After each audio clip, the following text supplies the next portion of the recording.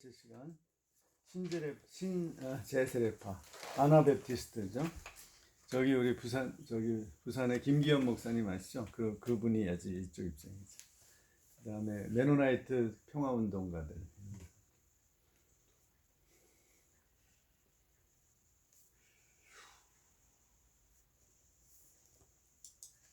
어때요? 신제세례파에 대해서 한번 얘기해 주세요. 이분들의 이념이 무엇이고 방법이 무엇이고 문제점이 뭔지. 이분들의 그 전통 230쪽의 신화와 역사 그쪽에 보면 이제 이분들은 기독교 회종 교회라고 그다음에 그 16세기 있었던 그 제세례파 개인의 회심과 제세례 유아세례 거부한 거죠. 그거 이제 평화교회에서 회중주의를 좀 강조하고. 그렇죠. 회중주의가 이렇게 어떤 성직자 제도를 거부하고 이 신자들의 어떤 평등한 모임. 그래서 목사 없는 데가 많아요. 그다음에 또 하나가 뭐예요? 국가에 대한 거부죠. 국가 체제를 어떤 필요악으로 보거나 또는 어떤 선한 도구로 보는데 이 사람들은 악한 도구로 봐요. 타락한 도구로. 그래서 그 초대교회가 갖고 있었던 그런 어떤 그 헌신과 나눔과 그 가난한 자들을 돌보는 공동체, 그 공동체가 굉장히 중요하고. 그렇죠. 그래서 이분들 중요한 학자는 이제 메노파 학자 여기 하워드 요더가 중요하다고 기다려요. 20세기에 가장 대표적이죠. 근데 이제 이분들은 232쪽에 가면 요더는 일단 칼바르트한테 영향을 받았다고 하는데 칼바르트는 잘 모르지만 예배학과 성찬식에 대한 부분이었고요. 근데 이제 이분들이 어쨌든 그 우파하고 좌파는 좀 참여를 하면서 변화시키려고 한다면 이분들은 자기 공동체 안에서 그 예수님의 삶과 초대교회의 삶을 실현하는 방식으로 이제 변화를 시도하려고 하는 거고. 교회적 실천이 정치적 실천이라고 보는 거죠. 그런 면에 있어서 이분들이 정치에 참여를 안 한다고 하지만 사실은 그 자체가 정치적인 참여라고 이 책에서는 보고 있는. 그렇죠. 평화운동이 굉장히 정치적이잖아요. 저 제주도 강정마을 때 주로 막은 사람들이 평화운동가예요. 메노나이트. 제 아는 옛날에 같이 신학 공부했던 분도 메노나이트 한국 총무거든요. 감옥에 갔어요. 그거 반대. 거기서 시위하다가.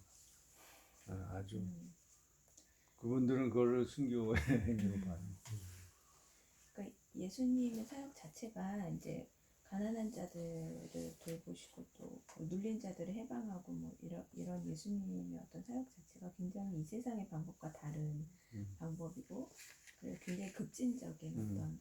이분들의 그 비판하는 게 뭐예요? 교회가 정치하고 손을 잡은 거. 그걸 콘스탄틴주의라고 하죠. 콘스탄틴주의를 이제 비판을 하는 건데요. 그 중에서 이제 235쪽에 콘스탄티누스적 오류라고 해서 국가 권력이 국제 자본주의하고 기술 혁신 뭐 이런 것들과 손을 잡고 있는데 그런 것들과 또 종교까지 혼합되어서 종교의 어떤 기본적인 그러니까 미국적 자본주의 예, 이제 종교가 함몰됐다 이런 것도 비판하고. 또 뭐 유럽도 마찬가지죠.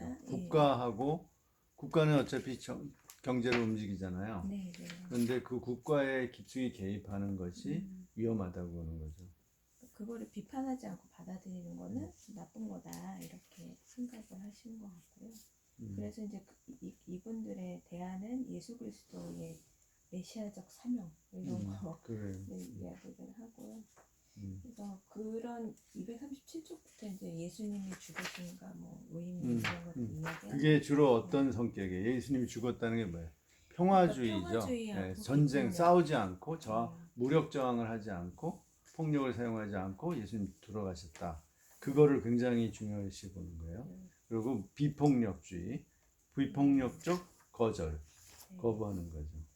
그래서 예수님이 특별히 이제 그 정치 세력에 대해서는 굉장히 맞서 싸우지 않으시면서도 근본적으로 변혁하기를 원하셨다. 이런 면에서 이제 대안적 관계를 형성했다 이렇게 표현을 238쪽에서 하고 있는데요. 근데 어쨌든 이분들이 이렇게 생각하는 이유는 이 창조의 선함을 인정은 하지만 그 타락을 굉장히 강조하는 이분들 신학적 입장 때문에. 그러면 이제 스킬더하고는 어떻게 같아요, 달라요? 이분들이 스킬도하고 비슷한 것 같아요. 조금 다른데요. 조금. 네, 여기 239쪽의 중간쯤 보세요. 심지어 보세요. 우리는 하나의 역사를 발견할 수 있다. 심지어 이렇게 타락한 상태에도 그 권세들은 사회 질서 유지를 위해 기능하기 때문이다. 이런 면에서. 그러니까 소극적으로 인정을 하는 거죠. 일반 은총을 정치에서. 왜냐하면 그거를 부정하면 그러니까 그걸 완전히 부정하는 극단파도 있어요. 아미시나 이런 사람들은 아예 그냥 뭐 정치는 악한 도구이기 때문에 상관 안 하죠. 그러나 메노나이트나 어떤 온건한 그런 이 제세례파 계통은 침례교도 마찬가지예요. 침례교도 먼 뿌리가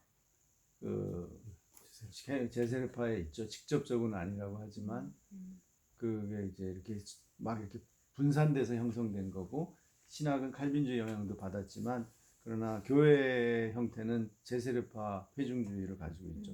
여기 교단이라는 게 총회 개념이 아니거든요. 그냥 협의회 개념이죠. 개교회가 다 알아서 하는 거예요. 노회에서 뭐 결정하는 게 없어요. 장로교하고 그런 점에서 다르죠. 감리교나 철저한 개교회주의죠. 회중주의. 그런 점에서 침례교가 지금 미국의 주류잖아요. 개신교회. 그런데 이 사람들이 다 일반 은총을 부정하는 건 아니거든요. 미국 국가하고도 상당히 상호 이렇게 인정하고 가는 거죠. 그렇지만 평화주의, 정의 이런 걸 강조하는 거죠. 그래서 이제 이분들이 이제 예수님께서 메시아로서 행하신 그런 메시아적 사역을 세상의 이렇게 나쁜 권력과 건세로부터의 해방으로 좀 보는 경향이 있었기 때문에, 그래서 이것으로부터 또 교회가 예수님의 어떤 메시아적 비전을 따른다는 거는 교회가 이제 이런 대안 세력이 되는 것 같아요. 그러니까 이제 가장 중요한 이 사람의 원리가 이제 국가에 대해서는 이중적 태도를 취해요. 국가는 일반 은총의 도구일 수도 있지만 악한 도구예요. 그거 악하다는 걸 더 강조하고요. 그러니까 굉장히 조심스럽게 경계하는 거죠. 그거는 바르트 초기에 히틀러의 나치에 대해서 반대했잖아요. 고백교회를 만들었잖아요. 그런 거하고 비슷한 거죠. 굉장히 국가는 위험한 장치예요. 이게 자칫 항상 악해지기 때문에 선하기보다는. 그 다음에 두 번째는 그러면 어떻게 할 것이냐. 철저히 방법론은 비폭력이에요. 이 사람들이 가장 강한 게 비폭력. 폭력은 어떤 것도 쓰지 않는다. 그래서 요도가 이렇게 얘기했어요. 정부에 대해서 우리가 완전히 반대하는 건 아니다. 로마서 13장을 완전히 부인하는 건 아니다. 다만 우리가 정부를 선의 도구로도 쓸 수 있다는 걸 인정하지만 폭력은 우리가 개입하지 않는다. 폭력은 거부한다. 즉 군대나 경찰 이런 거는 거부한다. 경찰 업무 절대로 메노나이트 이런 사람들은 그런 데 들어가면 안 돼요. 군인이 되거나 경찰이 돼서 무력을 사용하는 일을 하면 안 돼요. 공권력에서. 그게 다르죠. 주류 우리 기독교 기독교 현실주의하고 다른 거죠. 철저한 평화주의를 주장하죠. 근데 이제 이분들이 여기 그 부분에 대해서 이제 책에서 비판하는 거는 비폭력이나 용서까지는 좋은데, 그런데 이제 이분들이 폭력, 그러니까 제도나 아니면 국가 제도나 뭐 정부에 대해서 이렇게 너무 상상을 하면서 국가 권력이라는 것에 대해서 제대로 된 어떤 정의가 없이 그들의 어떤 상상 안에서 자꾸 그거를 해석하는 부분이 있어요. 그게 좀 과한 것 같다 이렇게. 그러니까 이분이 헌터가 리폼드 입장에 가까우니까 그렇게 보는 거죠. 그러니까 하여튼 근데 세계 질서나 국가 질서를 하여튼 부정적으로 볼 수도 있죠. 성경적으로 근거해서 여기 혼돈과 왕국이자 혼돈 질서와 반란의 악마적 결합이다. 이렇게 양면성을 인정하는데 악마적 결합이라는 걸 강조하는 거죠. 그러니까 그게 참 묘한 차이인 거예요. 국가를요, 악마가 더 조종하는 것 같아요. 천사가 더 지배하는 것 같아요. 묘한 차이인데, 하여튼 우리는 대체로 국가의 혜택을 받으니까 이건 그래도 천사들이 더, 물론 악마들이 숨어서 농탕질을 치지만 이 국가 보면 이제 개인적으로 부패한 뭐 정치인들 보면 그게 악마적인 걸 느끼잖아요.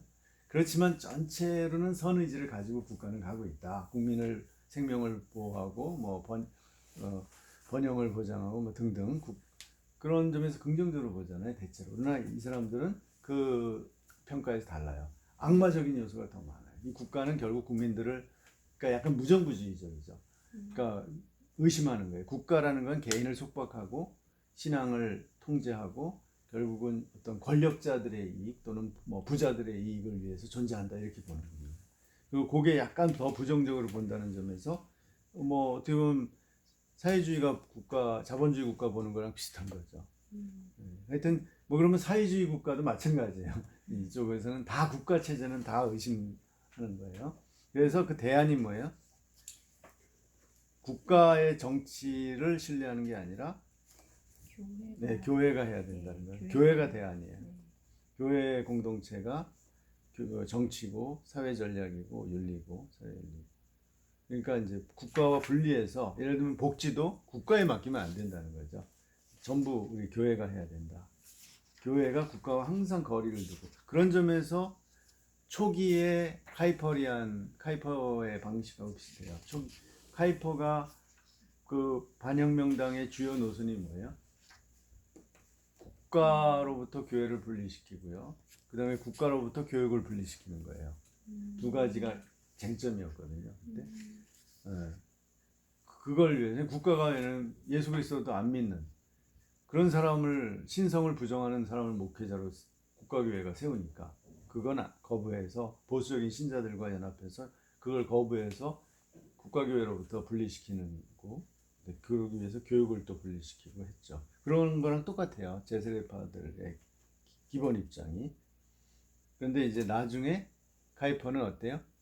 우리가 국가를 변화시키기 위해서는 일단 분리해서 힘을 모은 다음에 다시 국가로 쳐들어가서 국가를 변화시킨다, 이런 쪽으로 간 거잖아요. 근데 이제 여기서 스톱이죠. 그 분리주의에 머무는 거예요. 제세례파는 전략이. 왜냐하면 들어갔다가 또 잡아먹히니까. 그러니까 카이퍼주의를 이렇게 길게 평가해 보면 그런 면이 있거든요.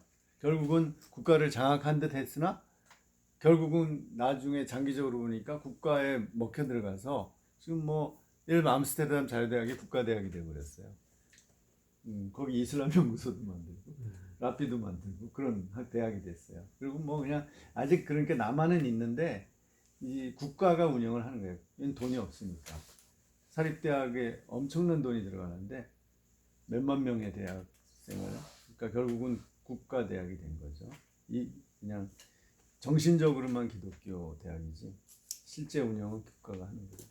이렇게 된다는 거예요. 그리고 신학도 또 점점점 세속화됐다는 거죠. 자유주의화되고. 그래서 철저한 분리, 불순응, 그것이 십자가의 정치다. 그런 점. 그래서 여기에 대해서 어떻게 평가해요? 이 헌터가. 그러니까 지금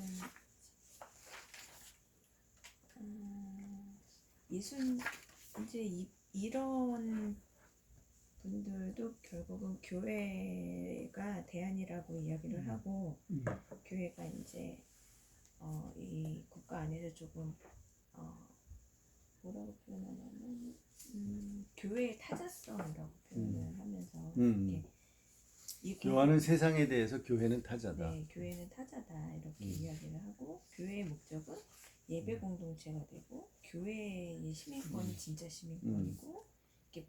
그런데 이제 이런 생각들이 이 분이 보시기에 이 책에서는 이제 그 주로 6장에 나오죠. 네, 이게 공포에 대한 상상한 공포에 대한 반응이다. 그래서 분리하려고 하는 거예요. 교회가 도리어 잡아먹히고 도리어 교회가 변질되지 않기 어. 위해서 약간 또 어떻게 보면 그 당시에 정조개혁이 일어난 16세기 네네. 상황을 대변하는 신학이기도 한 것 같아요. 그 네. 당시는 그만큼 국가가 어때요?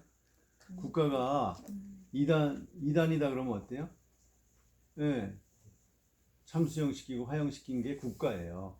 예를 들면 거기에 대해서 교회와 이제 같이 협력해서, 그러니까 예를 들면 가톨릭 교회가 국가에 요청을 하는 거예요. 이 사람이 이단자입니다. 화형시켜 주세요. 그럼 국가가 화형을 시키는 거예요.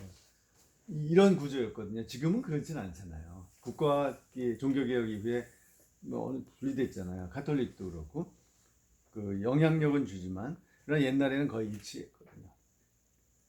국가를 누가 어느 교파가 장악하느냐에 따라서 그 교회가 이제 그 사회를 주도하고, 그런 유럽의 상황을 반영해요. 그러니까 국가와 동일 일치되니까 이게 위험하다고 보는 거죠. 근데 그때는, 그런데 지금은 약간 관계가 거리가 있기 때문에 완화됐잖아요. 국가와 교회의 관계가. 그러니까 이 사람들의 너무 그 알레르기적인 반응이 조금은 과장됐을 수 있다, 이렇게 보는 거죠. 현실주의도 필요한 거예요. 예를 들면 이런 거예요. 평화주의가 모든 문제를 해결해 주냐? 그렇진 않잖아요. 그럼 적이 쳐들어오면 어떡할까요? 북한이 쳐들어오면 어떡할까요? 이 사람들은 뭐냐? 무기를 안 들고 저항하는 거예요. 잘못됐다 너희들은. 이렇게 얘기하는 거예요. 그럼 어떻게 해요? 탱크로 밀어버리면 돼요. 그런 우리는 천국 가면 되는 거죠. 그리고 감옥에 가두면 감옥에 들어간다. 굉장히 순교자적이고 경건하죠. 그러나 현실적으로는 큰 문제를 만드는 거죠. 그래서 전혀 어떤 우리가 군사력을 키우지 않고 그러면 적이 침공하고 막 우리를 압박하고 마음대로 휘저어도 할 수 없어요. 거기 따라갈 수밖에. 그죠? 그거에 대해서 이분들은 어떤 그런 사회적 대안이 없어요. 그냥 우리는 신앙으로 뭐 거부한다. 그들이 우리의 육체를 짓밟을지라도 우리의 영혼은 자유롭다. 이런 식이에요. 죽여라 이거예요. 그런데 그러면 나는 그럴 수 있어. 신앙 좋은 사람. 나머지는 뭐야? 희생물이 돼야 되는 거잖아요.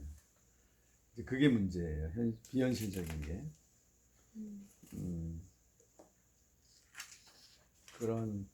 그런 거고요. 그 다음에 또 하나의 문제가 뭐냐면, 이분들이 완전주의적인 성향이 있기 때문에 착각이 뭐냐면, 자기들의 교회는 항상 깨끗하다고 착각해요. 자기들의 공동체는 그야말로 성령에 의한, 성령에 늘 순종하는 깨끗한 공동체로 생각해요. 제가 그래서 내가 김기현 목사님한테 물어봤어요. 거기 침례교는 싸움 없냐고. 다 그렇게 성경적으로 다 훌륭하게 교회가 다 운영이 되냐고. 그렇지 않을 거라고. 거기도 다 인간이 있는 이상 싸움도 있고 문제도 있고, 어떤 권위주의, 권력적 권위주의는 좀 약해요. 구조 자체가 평등주의니까 목회자의 권위 이런 거 별로 중요시 않으니까. 그러나 우리나라 침례교는 그렇지도 않거든요. 하여간 그런 게 이제 약점이라는 거죠. 그래서 그런 환상이 있고 아이러니도 있고, 완전히 정치적인 독립이 정치와 완전히 무관할 수는 없는 거죠. 그 다음에 그래서 부정을 하는 거예요. 이 제세례파는 계속 정치에 대해서 의심하고 부정을 하는 면에서 정치의 어떤 오류가 항상 있잖아요. 그 다음에 정치라는 게 어떤 때는 이제 부유층들, 이제 부르주아의 입장을 대변하기도 하고, 어떤 때는 또 진보 쪽에 있을 때는 이제 프롤레타리아의 입장을 대변하기도 하고, 막 이렇게 왔다 갔다 하는데, 거기에 항상 옳지는 않잖아요. 그런 거에 이제 휩쓸리지 않는 거리를 두니까, 어떤 것도 다 의심을 하니까 그건 좋아요. 그런데 문제는 뭐냐? 그 자체로는, 이제 교회 자체로는, 교회가 어떤 정말 기독 사회에 대해서, 정치에 대해서 대안으로 하려고 하는 그런 거는 자체는 좋은데, 이제 진짜 문제는 뭐예요? 7장에 가면 주로 나온 거죠. 신학적 반성에서 권력의 여기서 권력의 문제점을 많이 얘기하죠. 권력이 뭐 하나의 그 자체가 목적이 돼요. 처음에는 수단으로 권력을 얻으려고 했는데 하나님 나라를 이루기 위해서 이제 싸우다 보면 권력이 목적이 돼요. 그래서 카이퍼도 나중에 두 번째 수상으로 되기 위해서 어떤 불법 자금, 정치 자금을 받았다는 그래요. 그래가지고 나중에 문제가 됐어요. 결국 수상이 실패했죠. 그러니까 카이퍼조차도 그런 잘못을 저지른 거죠. 왜냐? 권력에 집착해서. 그 다음에 권력은 항상 저항을, 그러니까 대립 세력을 만들고 어느 한쪽을 이제 한쪽의 입장을 택하니까 결국은 대결 구도를 만들어서 국민이 양분되고 지금 그렇잖아요. 진보가 잡으면 보수 세력을 전체를 다 이렇게 포용하는 것보다는 대립시키죠. 그 다음에 또 보수가 잡으면 진보 세력을 계속 억누르려고 그러고 그런 문제. 세 번째는 의도하지 않은 관계에 어떤 결과를 만들어낸다. 그런 거죠. 뭐 정책을 요번에 그렇잖아요. 진보에서 집값을 억제하려는 건 좋은 거죠. 그런데 그거 하다 보니까 어때요? 전세가 시가만. 그러니까 세입자들을 보호하기 위해서 지금 이렇게 못 올리게 했잖아요. 5%밖에. 그러니까 다들 어떻게 생각하는 거예요? 올리기 전에 올렸어. 아니, 그러니까 제한되기 전. 앞으로 전세, 그 다음에 전세를 하면 왜 사람들이 다 월세로 바꾸려고 그러는 거죠? 전세 안 하고? 앞으로. 월세로 바꾸려고 그래요. 전세가 없어지는 거예요, 지금. 예. 왜 그렇지? 그 대출 가서 집사는 오지 못하게 하려고 그런 거네. 부동산. 아니, 집을 가진 사람 입장에서 왜 월세를 받고 전세로 안 주고 월세를 받으냐고요. 왜냐하면 전세가 억제되기 때문인가? 그건 똑같이 억제되는. 네. 전세를 올릴 수 없기 때문인가? 이자율이 낮아서인가? 그건 이미 이자율이 낮아졌고, 아니 지금 특정한 이유가 있는데 전세를 이제 월세로 바꾸려는 이유가 뭐죠, 다들? 대출 받아서 사서 그거로 이제 전세를 받으면 그걸로 은행에 이자를 줄이거나 아니면 그 대출 받은 걸 갚아야 되는데 지금 대출은 받아놓은 상황이고 전세는 올릴 수 없으니 월세로 돌리는 거예요. 그래서 전세를 마음대로 못 올려서.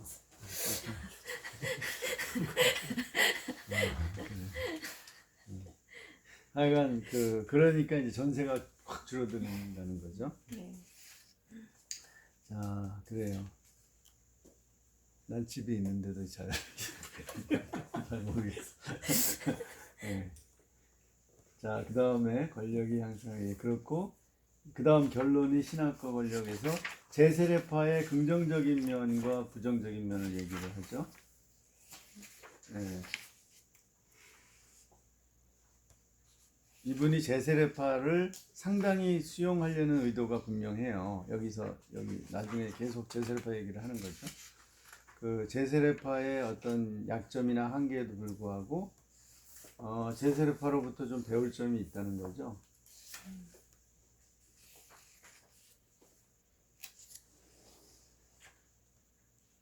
그게 뭐예요? 크게 말해서 뭐예요? 결국 기독교를 정치 권력과 동일시하지 않는 거예요. 쉽게 동일시하지 않는 거.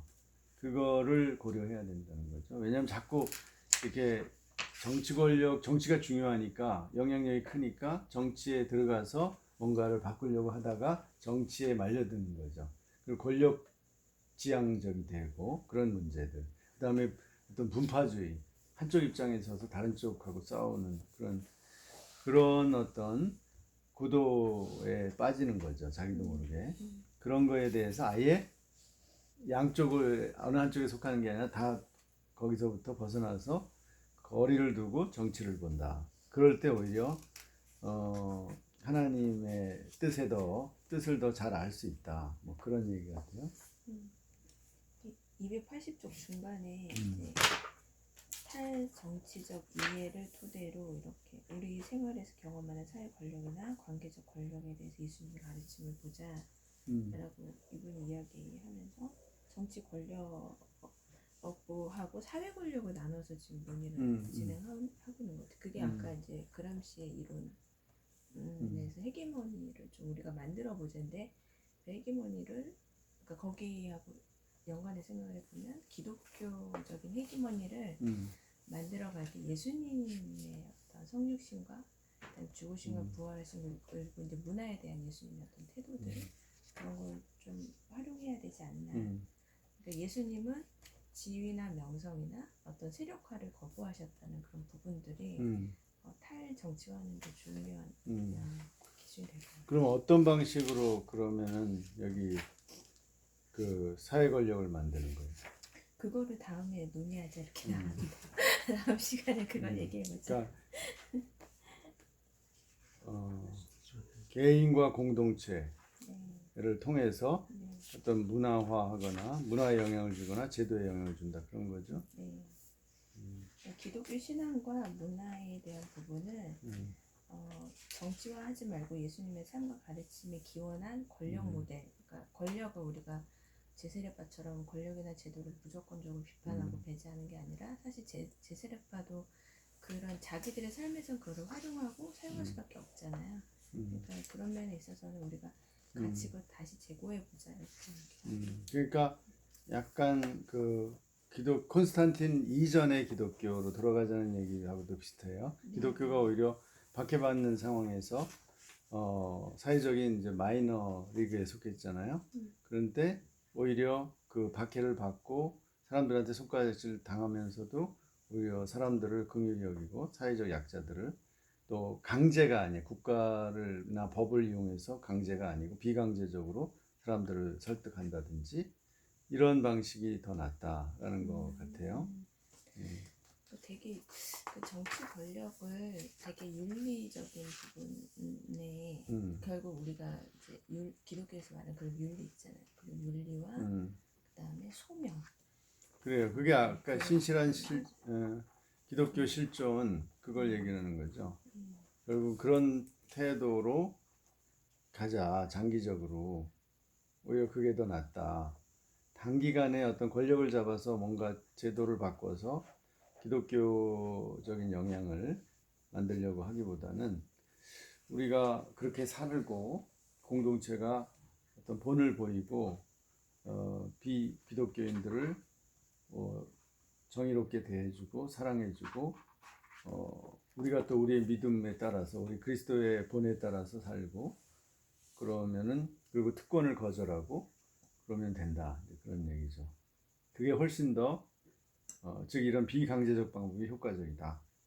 이거는 새로운 종류의 권력이다. 사회적 힘이다. 그것이 오히려 문화를 변화시킬 수 있다. 이 상당히 그런 또 낙관론이죠. 그것도. 근데 근본주의하고 다른 건 뭐예요, 이분이?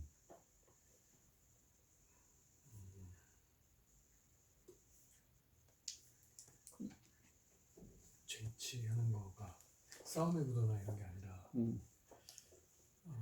하나의 어떤 예수님의 그 십자가의 정신을 이어받아서 좀 그걸 가지고 그것도 하나의 어떤 새로운 권력의 대안이 될 수 있다라고 말하는 게 아니에요. 근본주의는요. 네. 그 기본적으로 낙관주의를 안 가져요. 역사적으로 종말론을 그러니까 이게 어떤 종말론이 뭐라고 그러죠? 이게 격변적인 종말론이잖아요. 카타스트로피즘이라고 해요. 그래서 이 역사가 종말로 갈수록 인류의 이 어떤 체제 모든 체제가 무너지기 시작하는 거거든요. 그 재앙이죠. 전쟁과 재앙. 그러니까 그렇게 낙관적으로 우리가 이렇게 잘한다고 해서 사회가 점차로 변화될 거라고 생각하는 것 자체가 그게 그냥 희망 고문이에요. 낙관주의고. 그것이 비성경적이라고 보고 자유주의적인 사고방식이라고 보는 거죠. 그래서 카이퍼 이 주의도 반대하는 거거든요. 뭐 우리가 개혁하면 뭐예요? 결국은 다 이렇게 체제가 무너지고 재앙이 오고 그러는데 그러니까 지금 헌터는 그런 거예요. 이렇게 초대교회 방식으로 서서히 하나님 나라를 사회에서 만들어갈 수 있고 문화를 변혁시킬 수 있다는 낙관주의예요. 이 사람도. 그러니까 근본주의는 그것 자체를 부정해요. 그래서 교회하고 철저히 분리하는 거, 제세례파적인 입장이 더 가까워요. 원래는. 근데 이제 우리나라나 그 미국의 보수 기독교 우파는 어떤 여러 배경에서 이제 그 미국 경우는 주류를 차지했잖아요. 이미 기독교가. 그렇기 때문에 힘을 발휘할 수 있는 여건이 되는 거예요. 그게 누구? 백인, 와스프 주류이기 때문에 그들이 조금만 해도 다 그 사람들이 자기 친척 뭐 아는 사람 뭐 이런 사람들이 다 거기 공화당에 들어가 있고 정권을 가지고 있으니까 다 연결돼 있거든요. 그러니까 쉽게 개입을 하죠. 힘이. 그런데 우리나라는 원래 안 그래요. 기독교가 힘이 이승만 정권 때 기독교가 권력에 들어갔죠. 그 다음에 그거는 그 전에 일제시대 때 일제강점기 때 우리나라 개신교가 굉장히 정치적이어서 그래요. 정치 지도자들을 많이 배출했고 소수이지만 정치적이었거든요. 그 개혁주의적인 모델에 가까웠어요. 그래서 그 여파가 나타난 거고요.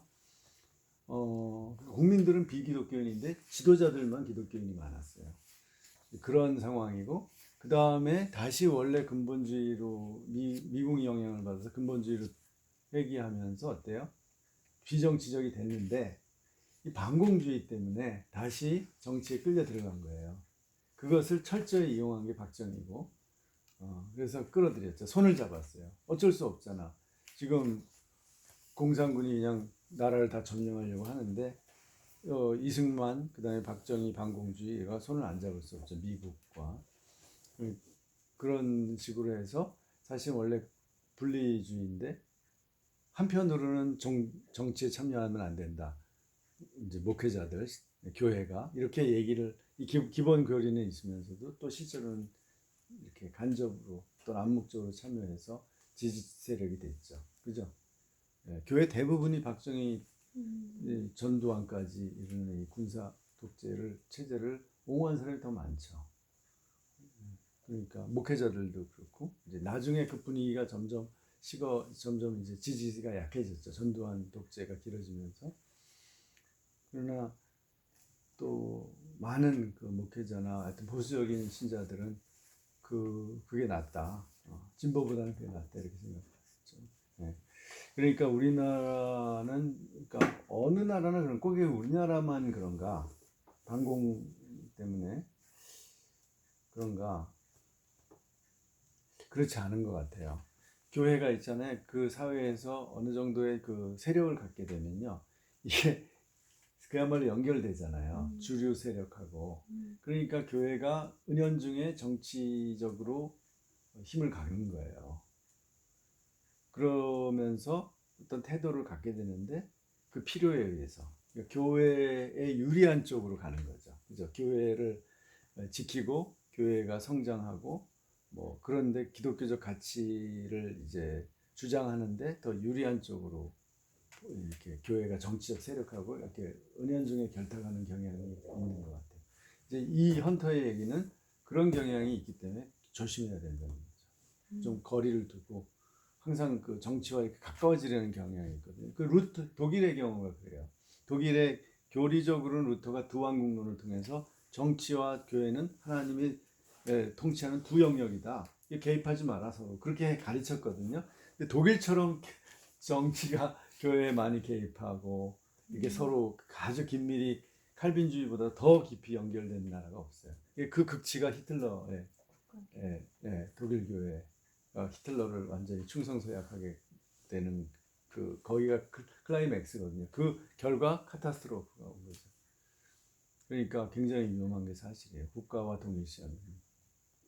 그 점을 이분이 이게 어떤 쪽이든 뭐 카이퍼를 지금 주로 이렇게 뭐 어떤 그 목표로 타깃으로 삼아서 비판한 건 아닌 것 같은데 여기저기 다 문제가 될 수 있는 거예요. 카이퍼도 결국 그쪽으로 나가기 때문에 국가를 통해서 뭔가 편협을 시도하려고 했기 때문에 이 사람의 비판의 대상이 될 수 있는 거죠. 네, 여기까지 하겠습니다.